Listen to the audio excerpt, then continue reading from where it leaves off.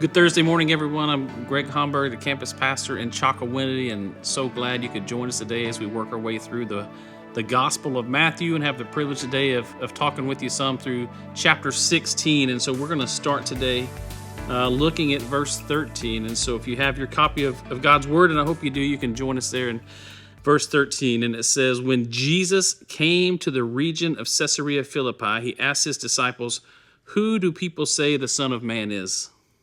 They replied, 'Some say John the Baptist, others say Elijah, and still others Jeremiah, or even one of the prophets.' Verse 15, 'But what about you?' he asked. 'Who do you say I am?' Verse 16 says, Simon Peter answered, 'You are the Christ, the Son of the living God.' Jesus replied, 'Blessed are you, Simon, son of Jonah, for this was not revealed to you by man, but by my Father in heaven.' Verse 18 says, 'And I tell you that you are Peter, and on this rock I will build my church, and the gates of Hades will not overcome it.'"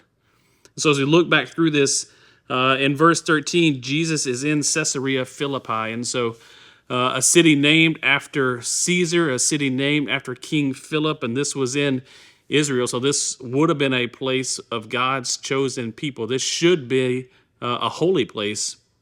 But the city has gone far from it. It's gone very much political. It's gone very much liberal. And so Jesus is not here on accident asking this question. It's kind of a loaded question for Peter. And Jesus wants to know, hey, what's the word on the street? Who are people saying that I am? You know, what's going on there? Verse 14, Peter says, "Some think you're John the Baptist. Some say you're Elijah. Some say you're Jeremiah." And so people don't really know who he is. They know he's a good guy. And so they're naming off all these different good guys that he might be. But then you can imagine just the intensity of the moment when maybe Peter and Jesus are walking along, and maybe Jesus stops and maybe even takes Peter by the hand and just looks him in the eye. And just the intensity of, who do you say I am? And so something for us all to think about as we're going through our day to day, as we're going through our week. We encounter people all the time who know about Jesus, and we might say that we know about Jesus, but Jesus wants to know, who do you say I am? Do you say I'm just one of these good guys? Am I just somebody who's out doing good things? But listen to Peter's answer again. Verse 16 says, "You are the Christ, the Son of the living God."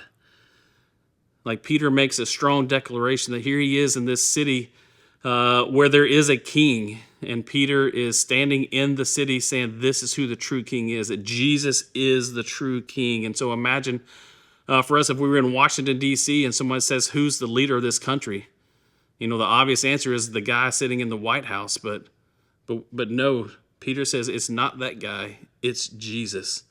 And then Jesus says, "Blessed are you." And so it's not just because he's Peter, he's blessed because he's given the right answer.